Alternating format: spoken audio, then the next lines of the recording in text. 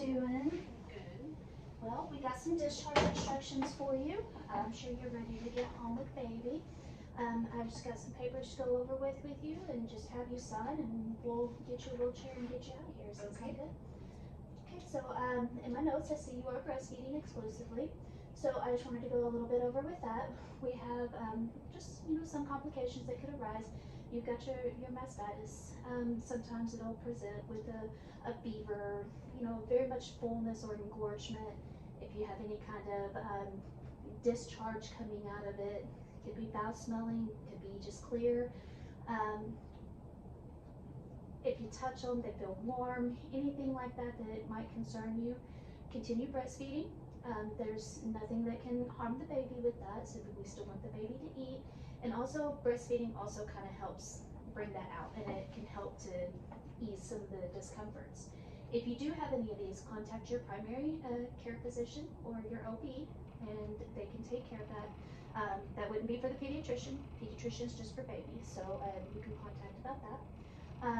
I know your husband, whenever he was here, he was also talking about he wanted to feel needed during the breastfeeding periods. One thing we like to encourage is, when the baby wakes up, allow the husband to maybe, change the diaper, do a little cuddling while you get set up and ready, and whenever you're done, let the daddy burp or anything like that. I know whenever I was married, it was amazing because I could get up, I could go use the restroom, and he would coddle the baby while I was getting ready. Also with it, we want to make sure that the baby is gaining weight, so making sure that we have the 6 wet diapers and the poopy diapers. The diapers, the bowel movements are going to be a little different with breastfeeding babies, so it might be a little bit of a yellowish color. There's no need to be concerned. Also, we want to make sure with the breastfed babies that we're checking the eyes and the skin, and that we're not noticing any kind of yellowness. This is what we call jaundice. Sometimes when the babies are first breastfeeding, your milk hasn't come in quite just yet, so the baby's not having as many poopy diapers. That's how we get rid of the jaundice, is usually through our bowel movements. So if you notice anything like that, any concerns, that would be whenever you would contact the pediatrician. Also, if you have any issues as far as getting the baby to latch, if you're concerned about your milk supply, what you can do to increase your milk supply, our lactation consultant information is in your paperwork. You can contact anytime. That is something else you can also talk to with the pediatrician about. Any questions on breastfeeding? No. Since you did have a vaginal birth, I just kind of wanted to go over, you did have a little bit of a tear, so just, making sure that it's staying nice and clean, you're changing your pads at least hourly, that you are able to move your bowels, and you are able to urinate.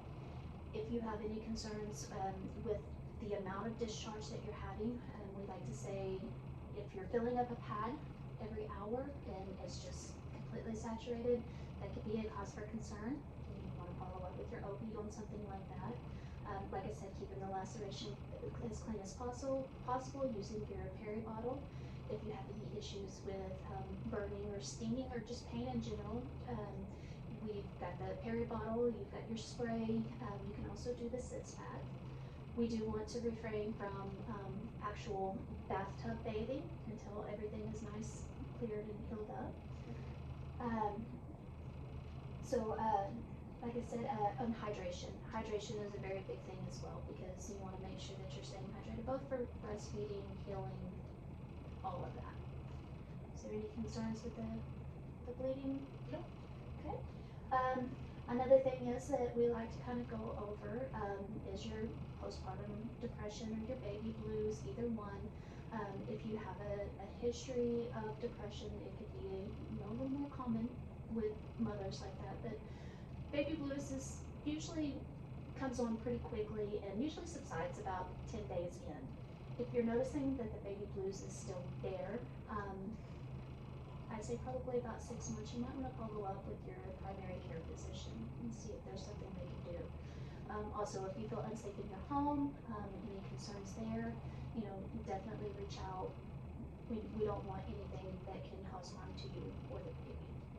Any questions or concerns? Okay. The next thing is the safe sleep. You know, obviously we want to keep away from the SIDS, sudden infant death syndrome. It's not completely proven exactly what it is that causes the SIDS, but what we have found is safe sleeping reduces the risk.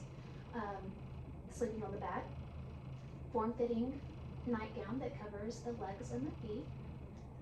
You can put a cap on the baby, but no extra big blankets, no pillows, no stuffed animals in the bed, and sleeping either in a bassinet at the bedside or in a crib, and not in the bed with mom and dad, or what we consider the safest sleeping habits. Okay. Any concerns there? Nope. Okay, let's go on to the regulation of the baby's heat. So until the baby starts to completely start gaining weight, they have a tendency not to be able to regulate their heat as well as what we do. So again, like I was saying with the cap, the tight-fitting clothes that cover the feet, and you know, maybe swaddling the baby when you're holding the baby with a light blanket, nothing too thick that can cover the mouth and the nose. Have you been trained on how to swaddle? Are you good with that? Yes. Okay, that's amazing. If you have any issues, any concerns, again, that'll be referred back to your pediatrician. We have your follow-up appointments in here as well. Everything is in your booklet here.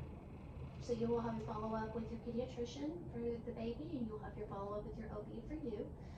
Make sure you're keeping those appointments. If for some reason that you need to be seen sooner or you can't keep that appointment, just let them know, call the front office. Things happen, we understand. But again, if you have any concerns, anything that you might think you need to be seen sooner, do not hesitate to call. Okay. And the last thing, which is the funnest thing because it means you get to go home, we got the car seat. So placing the baby in the car seat, we've already did a fit test for the baby because the baby was a little premature, but baby fit well. I just wanted to let you know to make sure that the buckle is between the legs, the straps are over the shoulder, clip is at the armpit height. Make sure you can get the finger breadth up underneath the strap so it's not too tight, but we want it tight enough the baby's not going to slide out. Do not allow anything in the car seat, the little extra head pieces that you buy on the side or anything connected to the car seat, because it's not proven safe if the car seat manufacturer did not put it on there. Rear facing until follow up with pediatrician. The pediatrician says we're good to go to a forward facing. Okay. Any concerns there? No. If I can just get you to sign here, we will get you out of here. Thank you. You have a wonderful day. Congratulations. Thank you.